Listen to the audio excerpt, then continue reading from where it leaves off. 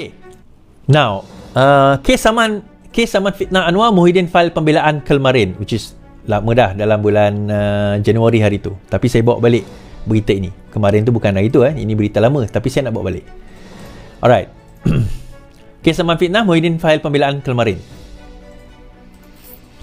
Bekas Perdana Menteri Muhyiddin Yassin memfailkan pernyataan pembelaan terhadap saman fitnah difailkan Datuk Seri Anwar Ibrahim kemarin, minggu lepas lah. Satu berita ni, berita Januari 19 Januari. Perdana Menteri memfailkan saman terhadap Muhyiddin dan juga pengerusi berhubung kenyataan fitnah yang mendakwa beliau menerima 15 juta sebagai penasihat ekonomi dalam satu ceramah dalam PRU yang berlangsung tidak lama dahulu. Okey. Ni mudah je tuan-tuan, ni pendek saja cerita dia. Sekarang ini Anwar Ibrahim Muhyiddin Yassin ni dia berkempen. Dia berkempen. Sama juga Razman berkempen, sama beberapa pimpinan-pimpinan pada PAS berkempen. So dalam kempen Muhyiddin Yassin ni dia kata apa? Anwar terima RM1 sebagai penasihat ekonomi. Pembohong. Bukanlah exactly ayat macam tu, tapi lebih kurang lah. Dia dapat 15 juta. Bukan RM1. Sebab Anwar kata dia sebagai penasihat Selangor dia dapat RM1 je. 15 juta dia kata. 15 juta. So Anwar Ibrahim kata, aku kata bahawa aku punya yuran ataupun bayaran allowance aku RM1 je. Engkau kata 15 juta. Itu fitnah. Dia kata bukan fitnah. Dia kata takkan cakap pun tak boleh. Anwar saman. Now, bila saman, ni kita faham sekali lagi apa yang apa defense yang perlu dibuat oleh Muhyiddin Yassin. So, hari itu dia minta supaya Muhyiddin Yassin memohon maaf. Sebelum pembelaan dia kena memohon maaf dahulu. Muhyiddin Yassin tak nak memohon maaf. Jadi, disebabkan dia tak mohon maaf, dia enter defense. So, dalam enter defense tu, apa yang dia akan tulis dalam enter defense? Kenapa dia cakap 15 juta tu adalah sama ada fair comment ataupun a statement of fact. Maksudnya itu adalah fakta. Memang Anwar terima 15 juta. So, Muhyiddin Yassin kena buktikan di dalam mahkamah bahawa sama ada dia boleh buktikan Anwar terima 15 juta atau sebenarnya memang Anwar tak terima 15 juta. Tetapi yang itu hanyalah komen saya. Itu hanyalah komentar saya. Kan? Jap. Kan? Kenapa dia kata apa dia punya defend? Okay, kita baca ini. Saya baca apa yang Muhyiddin kata. Right. Sama 15 juta. Anwar tak patut tersinggung, kata Muhyiddin. Sebagai Ketua Kerajaan Perpaduan dan Pemimpin Pakatan Harapan, Anwar Ibrahim tidak sepatutnya berasa tersinggung dengan kritikan dan pertanyaan yang sah yang ditimbulkan ke atasnya. Kata Muhyiddin, kritikan dan pertanyaan tersebut dibuat dalam ucapan-ucapan politik. Ini adalah antara hujah balas dikemukakan Presiden bagi menjadi pembelaan terhadap saman yang dikemukakan. Jadi, saman dia punya pembelaan, dia bukan kata dia ada statement 15 juta tu. Dia kata dia kritik dan dia tanya. Saya guna perkataan tu. Dia kata dia kritik dan pertanyaan yang sah. Dia kritik dan dia tanya. Now, nanti ada video dia. Adakah soalan yang akan dikemukakan? Adakah itu pertanyaan? Atau itu satu pernyataan? Is that a question yang bertanya? Ataupun satu pernyataan? It's a statement. It's an accusation. It's a statement lah. Satu fakta, satu pernyataan yang menjadi fakta. Now, bila dia kata itu adalah kritikan dan pertanyaan yang sah, dia kontradik, tuan-tuan.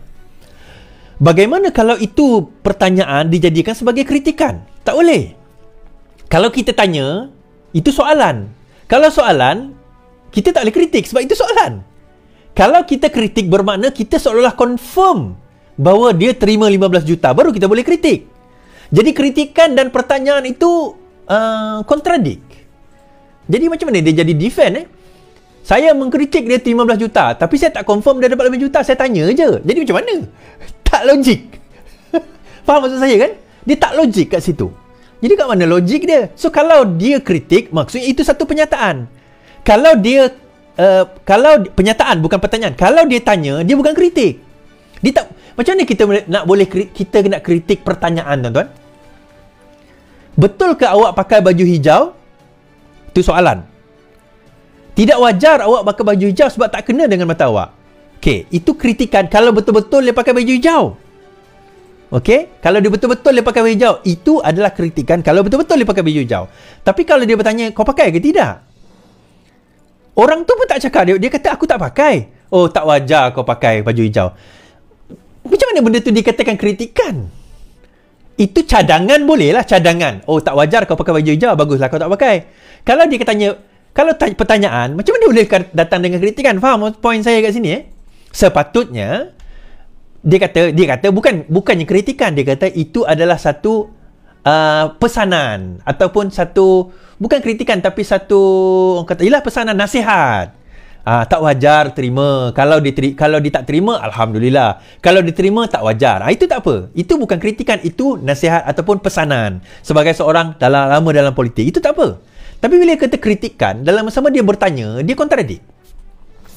Dia kontradik. Itu yang peliknya.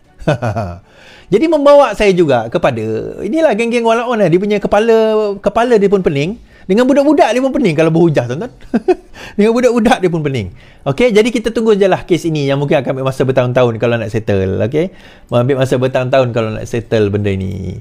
Jadi apabila hari ini ada satu kumpulan wanita PN Johor buat laporan polis terhadap Perdana Menteri. Nak tengok muka-muka dia orang. Saya tunjukkan muka-muka dia orang. Ni muka-muka dia orang. Okey, boleh capture screen. Johor Bahru, Ketua Wanita Perikatan Nasional Datuk Azlinda Abdul Latif pada Ahad membuat laporan polis terhadap Perdana Menteri Datuk Seri Anwar Ibrahim dengan mendakwa berlakunya fitnah politik besar-besaran terhadap bekas Perdana Menteri Muhyiddin Yassin. Menurut Azlinda, laporan polis berkenaan mengandungi 10 isu lain terhadap Perdana Menteri.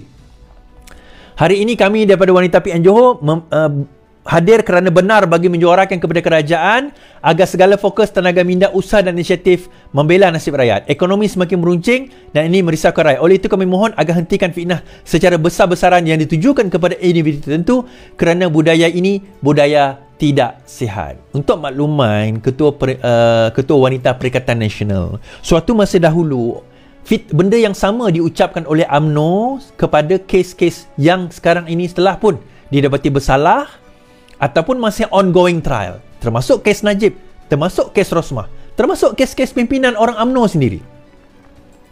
Faham? So jangan mendahului, bak kata Azam Baki tadi, jangan mendahului SPRM. Ya, dia nak buat laporan polis, lantak dia lah, tetapi jangan mendahului pihak berkuasa.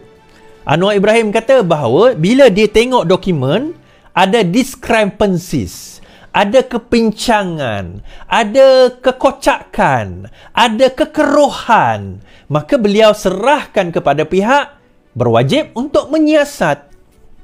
Itu saja. Bukan arahan, tapi dia serahkan. Ini macam ada benda pelik, tolong siasat. Sebab bukan tugas menyiasat, itu tugas Perdana Menteri atau Menteri Keuangan. Benar kata Cicak. Apa perin masa ni? Kan? So, bukan tugas Menteri Keuangan. Tugas dia dilihat ada semacam ada kepincangan, maka SPRM siasat. Kalau ada benar-benar dakwaan kepincangan tersebut, serah kepada Peguam Negara dakwa. Kalau tidak ada, kembali. Bak kata Anwar, kalau bersih, kenapa takut? Relax. Let lu. Kan? Relax lah. Jadi kita kata, benda macam inilah sebenarnya yang jangan mendahului. Okay.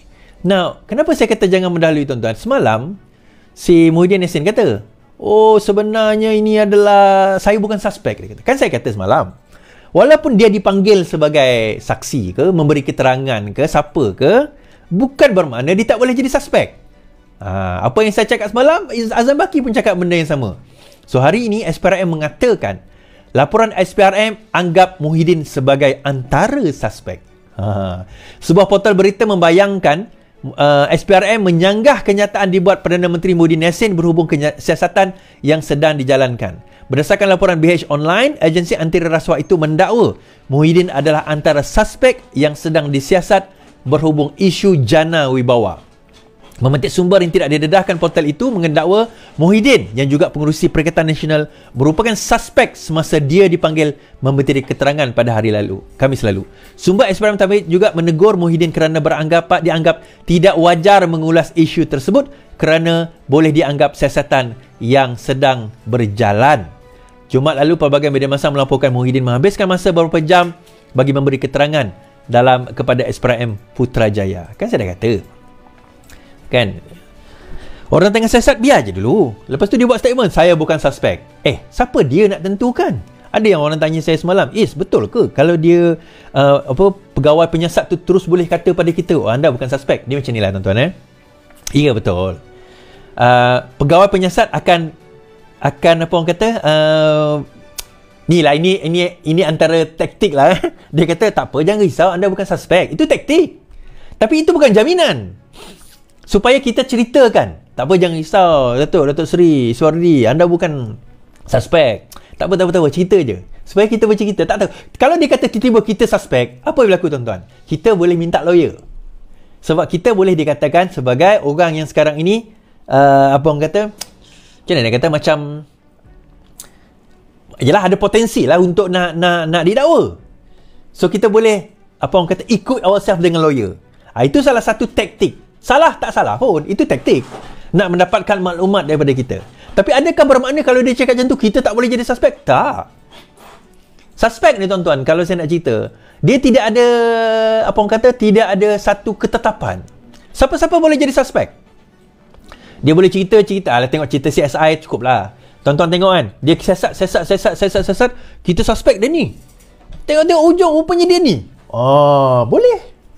Kan? Tengah sesat, rupanya bukan Muhyiddin, bukan ni. Tiba-tiba ada seorang pegawai CEO macam kes LCS tu kan. CEO kepada LCS, I think bekas CEO ke apa, dia kena dakwa. Ingat tak kes tersebut LCS tu kan? Ada kemungkinan. Jadi dalam hal tersebut kita kata bahawa jangan jump the gun lah, kita kata. Jangan jump the gun. Okay?